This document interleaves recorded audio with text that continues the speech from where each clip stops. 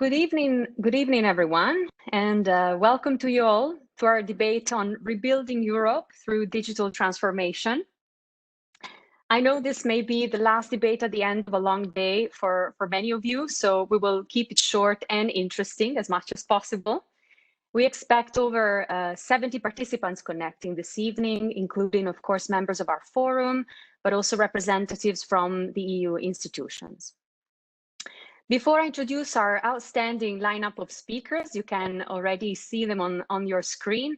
I would like to remind you of our house rules to make sure that you can actively participate as well from the audience.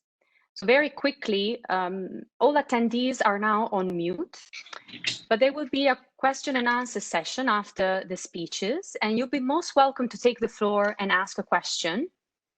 To do so, please use the raise hand function on the WebEx app. Take a moment to locate that little hand icon on your app. And when you ask a question, please say who you are, specify which speaker you're addressing as well, if anybody in particular. For your information, this debate is being recorded, but the question and answer session won't be disclosed. We're now ready to start. Let's take a look at the program of today, and let's welcome our speakers. We will start with MEP Pilar del Castillo, who is chair of the EIF Steering Committee.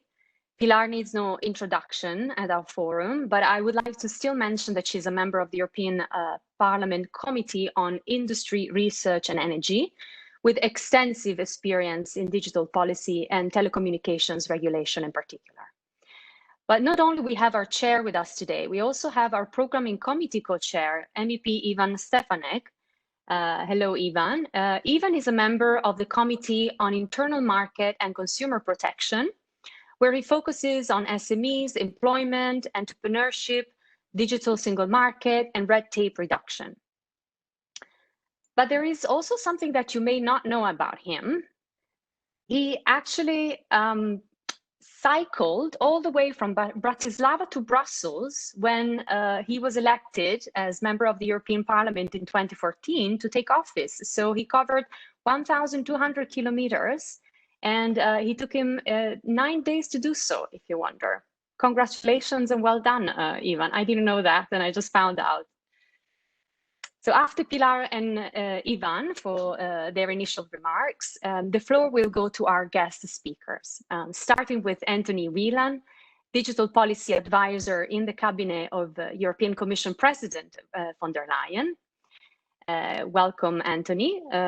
Anthony was previously the Director for Electronic Communications Networks and Services at the European Commission, where he has led various initiatives, including net neutrality, the roaming reform, the revision of the telecoms regulatory framework, and the financing of advanced broadband networks. Next up will be Enrico Salvatori with Qualcomm, Senior Vice President and President of Qualcomm Europe. Benvenuto, Enrico. Enrico is responsible for driving new technology adoption throughout all EMEA markets. He oversees all areas of technology innovation, including smartphones, automotive, IoT, connectivity, and the transition to 5G. And last but not least, Pehrsson with Ericsson, Vice President and Head of Government and Industry Relations. Ulf is responsible for telecom, regulatory, and trade policy, with over 30 years of experience in both government and telecommunications. He provides strategic advice on developing strong ties to governments and regulators all around the world. Thank you very much for being with us today, to all of you. And well, I would like to give the floor to Pilar del Castillo for her opening remarks, if she's ready. Pilar, over to you. We will unmute you. Okay, now we can hear you, please. Okay, excellent. Thank you very much, Maria Rosa. Dear colleagues and EIF members, well, thank you for you all for joining us today. Only a month ago, in our first EIF webinar, we discussed on how digital technologies are contributing to overcome the coronavirus crisis. Now, 30 days later, only 30 days, but 30 days very long. I am sure you agree with me. It is an encouraging sign to debate on how digitalization is a crucial lever for Europe's recovery. And in my view, one of the most important lessons that we have to learn from this pandemic is that EU has to move up a gear its digitalization, its digital transformation. As a consequence, we need political drive for measures such as, let's say, financial support for the SMEs to adapt the adequate skills and the latest digital technologies and forms of connectivity, ensuring, on the other side, the digitalization of our strong manufacturing sector, for example, by funding the take-up of IoT and other key technologies, or as well supporting measures for rollout of 5G and fast broadband connectivity. Surely, it's not a closed list, that's for sure, I said. And this evening, was just announced by Maria Rosa, we have an excellent panel to reflect on how the rebuild of Europe through the digital transformation is a key way to go forward in this dramatic situation. I think we can use the word dramatic is the European society and the European economy as well. So with further ado, I will pass the floor to the co-host of this discussion, my dear colleague, Ivan Stefanec. Thank you very much again for being with us today. Thank you very much, Pilar. Thank you very much, Maria Rosa, for lovely introduction. Dear Pilar, dear participants, dear speakers, it's really honor for me to co-host this event because all of us, we know we are in challenging economical situation after Corona health crisis. And I'm happy to recognize that the European institutions are very, very active. I'm happy that they came with very brave proposals about so-called recovery package or next generation EU. And I'm absolutely sure that without digital solution, recovery is not possible. Now we decide how European Union will look like in next 10 years. And the only way how to rebuild Europe is to do it through digital solutions. So it is necessary that we fundamentally change our operating procedures, methods, ways of learning, services, and etc. And also we need to improve digital infrastructure, as Pilar has mentioned already, because Corona crisis showed us clearly that we need to improve infrastructure. Second point I'd like to mention is that I would appreciate if we prioritize digital transformation much better and much more precisely. This priority should be addressed at the same level as, for example, decarbonization. We have quantitative targets for decarbonization, like to be a non-carbon economy by 2050. So I would appreciate also that we should set up quantitative targets for digitalization and to have a clear objective, like, for example, to build a digital economy by 2030.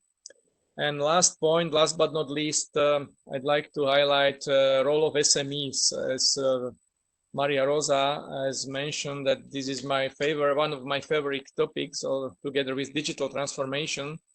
And I'd like to highlight the role of SMEs in the European economy. They are major employers. And through digital transformation, we can help them to cut administrative burden, improve efficiency, and improve business environment generally. So while implementation of new technology brings sometimes jobs cutting, at the same time, we should see that through digital transformation, we can create a lot of job opportunities for SMEs. And I think it's important to see in today's time of crisis. So I'd like to see it positively. Thank you very much indeed. And I'm looking forward to our discussion. Thank you. Thank you both, Pilar and Ivan, for opening and for setting the scene for today's debate. I'd like now to give the floor to Anthony Whelan. Anthony, over to you. Thanks very much, Maria Rosa. Dear Pilar, dear MEP Ivan Stefanec, and good afternoon to everyone who is dialing in. It's a great pleasure to join you, and I hope I stay with you because I got kicked out somewhere between the end of Pilar's remarks and the beginning of Mr. Stefanec's, but fingers crossed. I think what that tells us is that among the various work areas, chantier in good Brussels English for the digital recovery, connectivity still needs work. And indeed, in the Commission's communication on Europe's moment, accompanying our recovery plan just over a month ago, we identified a number of key areas for the digital recovery.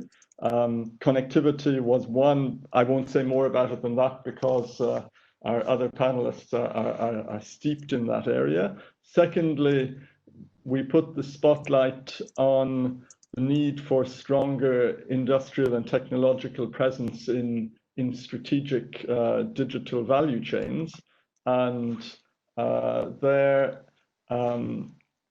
I think we have also brought not just some instruments that were already being worked on and familiar to people in the policy space, such as the Digital Europe program, which we have hopefully brought back to its originally proposed strength, but also some important new financial instruments, such as the strategic investments window of the future InvestEU. And more generally, of course, the main financial tool of the recovery plan, the Recovery and Resilience Facility, we really underline, while we do not foresee conditionality a la troika, that's an important point to underline. We do foresee that with member states who must build bottom up their national recovery plans, that they should be aligned with the semester priorities, which of course are heavily focused on the green and digital transformations.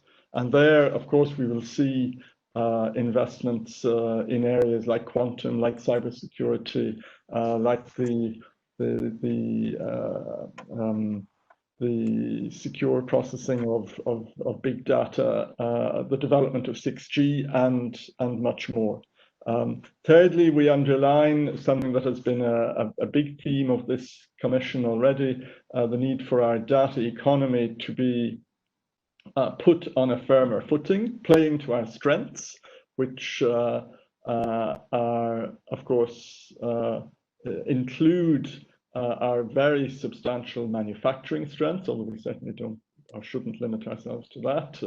And of course, in areas such as health data, work is more prominent in our minds than ever. And fourthly, we underline the need for a business environment in our single market which is favorable to digital transformation. That, of course, underpins our work on the Digital Services Act. That underpins work that we will do on and continue doing on SME burdens. It is, I think, important as well, looking at overall business conditions, that we assure trust in digital, so our cybersecurity environment will remain an area of focus. And it means access to skills. Today, we brought out, as many of you may know, an updated skills agenda for Europe. And of course, digital skills are a real area of opportunity and of concern, because in the midst of a crisis, we have still unfilled jobs due to lack of skills. So this is certainly an area which we will want to put more policy attention on. And through the Digital Europe program, also look not just at basic skills, but at advanced skills, at real specialisms, right up to the level of relevant university chairs. There's a whole policy agenda going with that, even if, of course, the political focus in the very short term is on the very delicate negotiations of the financing package. we remain optimistic that that can be at least politically agreed in July with enough will and effort on all parts. And then it will be the job of all of us to make sure that digital is well embedded in the spending programs and their implementation that follows. Thanks very much. Thank you very much, Anthony, for this fantastic overview and also for a positive message at the end, an optimistic one. Now I'd like to hear from Enrico Salvatori with Qualcomm. Please, Enrico. Thank you, Maria Rosa, and thank you, EIF, for hosting this event, to the member of the European Parliament, Pilar, Castillo, Ivan, Stefanec. Happy to be here and to share our perspective from an industry angle. I think that definitely we welcome the approach by the European Commission in boosting the investment in digital technology. We strongly believe, this is also our job, but we strongly believe that the technology is a leverage, solid, to contribute in the growth of economy and recovery the economy in Europe. Definitely, I think, we strongly actually think that the plan from Europe, even before the emergence of COVID, was, and it is a good plan. So from my perspective, the focus should be on execution of the plan, or in case of acceleration of the plan. Many people have good ideas. Few people are able to execute the good ideas. So that is the challenge now. Definitely in terms of technology, two pillars we see. One is the connectivity that equals to 5G. The other one is the intelligence of the objects once they will be connected. So this is the AI. 5G plus AI really will drive the next step in terms of technology and application. But trying to make this discussion actionable, so focusing on what should be done to accelerate what we are already planning to do. On the 5G, I think one point is definitely keep pushing for making available spectrum. So completing the auctions. Countries like France, they are planning recovering, but the plan has to be maintained in 2020. Not only having auctions for countries, but also for more frequency spectrum. The 5G program, the 5G specs are covering low band, 700 megahertz, sub-6 band, 3.5 gigahertz, and millimeter wave, 26 gigahertz. In Europe, at the moment, we are focusing on the sub-6, 3.5. Actually, in order to get the best value of 5G, we should deploy the 700 megahertz to have a coverage, and the 26 gigahertz to have the high capacity, the 10 gigabits. So in order to leverage on the full power, let's say, of the 5G technology, we want to see all the frequency spectrum deployed. The other point is many of the discussion is about 5G. What is the killer application of 5G? Internally, we say that the killer application is coverage. If we don't have coverage of 5G, we cannot deliver services of 5G. So step one is to have coverage. Coverage, just to give you some data point, in other regions, today in China, they deployed something like 250K base station 5G. They're planning to go up to 600K by end of the year. Korea, another country that invested heavily in coverage of 5G, they have more than 100K base station already deployed.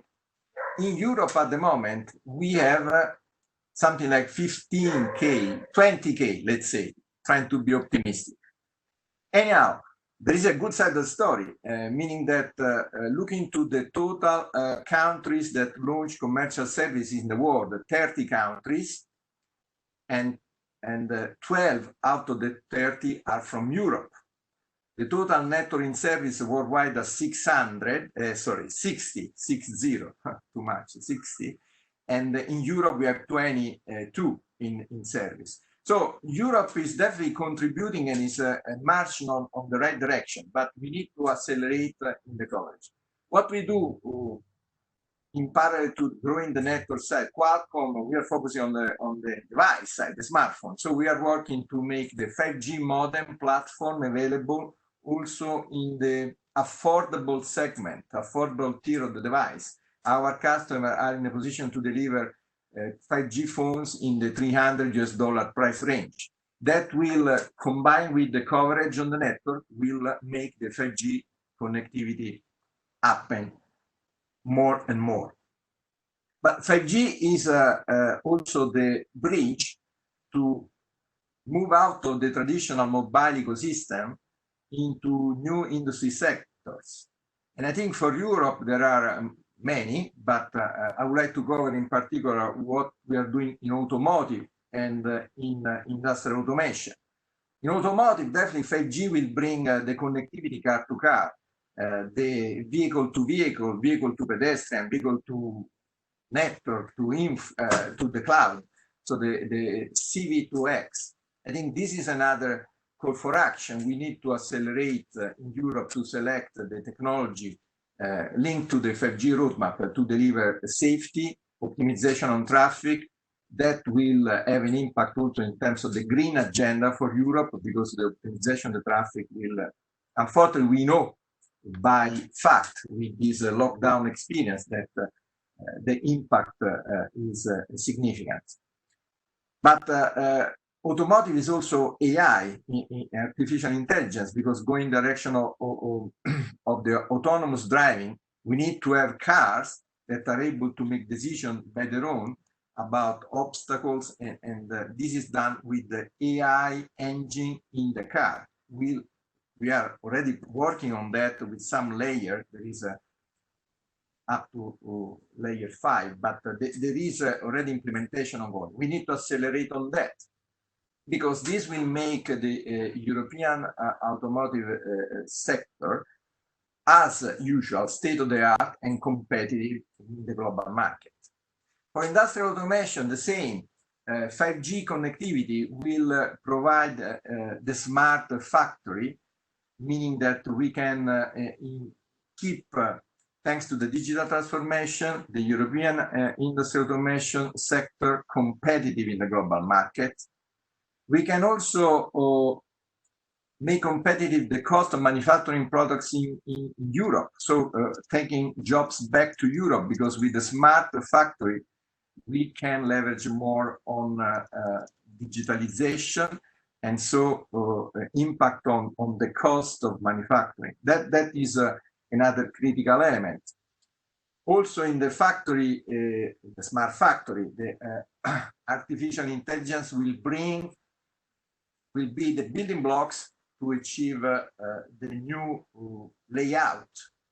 Something like you can redesign the manufacturing line in hours instead than redesigning in weeks. So that will improve the efficiency of the manufacturing line.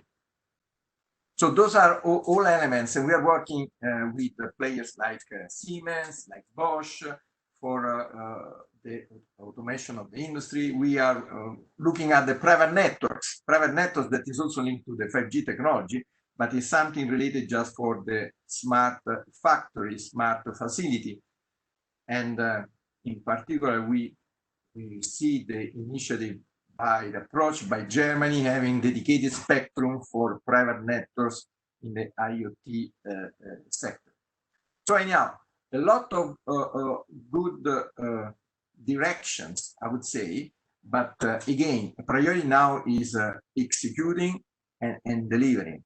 We Qualcomm strongly believe that Europe is in a good position, and we contribute on that, investing more and more in Europe with a presence, and we have the 5G radio R&D center in Germany, and in Germany we have also the foundry to do the silicon. So this is another step in investing in Europe.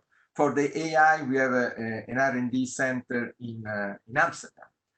So I think those are evidence that we strongly believe in what the European Commission, and actually we were happy also with the outcome of the European Council back to June in this direction. But again, for us, acceleration of the plan is the priority. The plan is good. Let's make it happen. Thank you. Thank you very much, Enrico. Very, very clear. Thank you. Now speaking still about connectivity and 5G, over to Ulf Pehrsson with Ericsson. So thank you, Maria, and thanks for inviting me to this important event. And I'll also be showing some slides and just make sure I can do that. So hopefully we're on. Yes. Okay. Yeah. Thanks, Maria, and great to be here.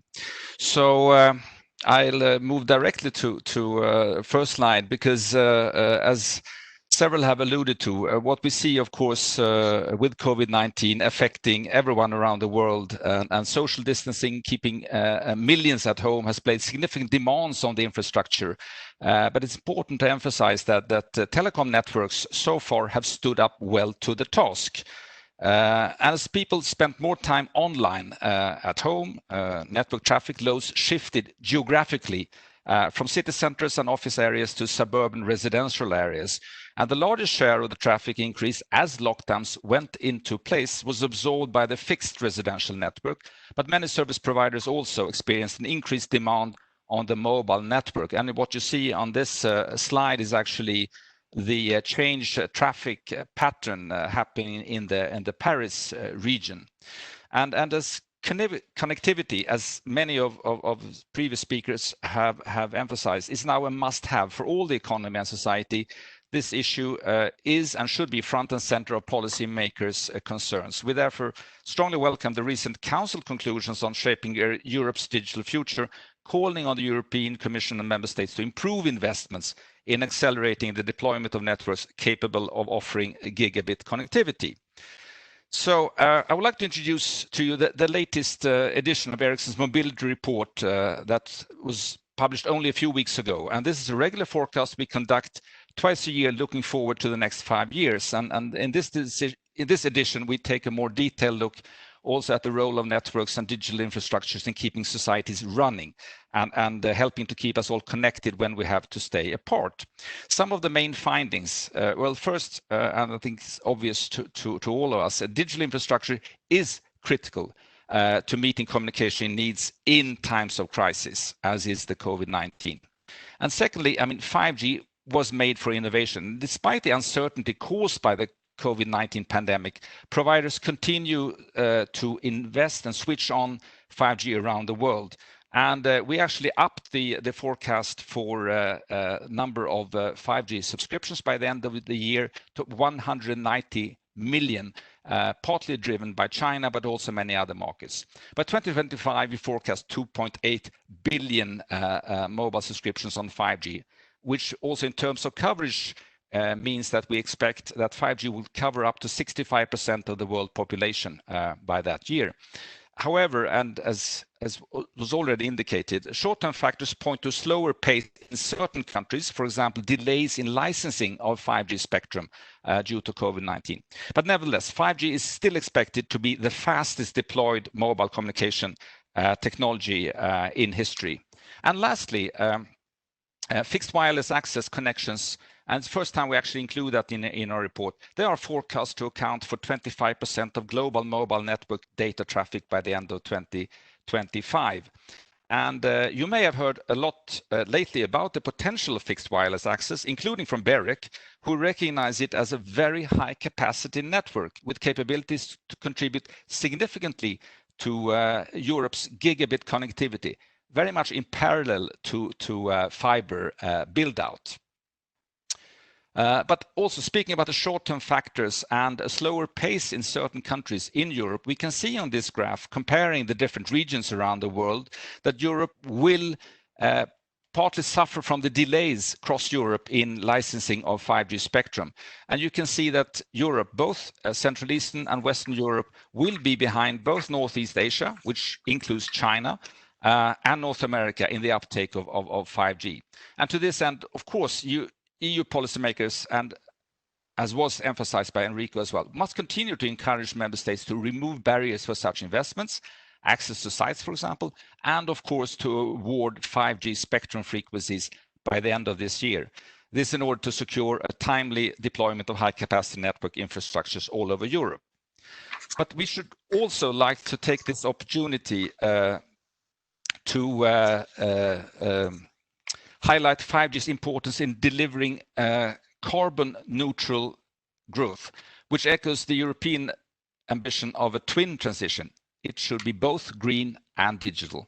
And for each new generation, as we've seen in the past on mobile networks, energy consumption has actually increased significantly.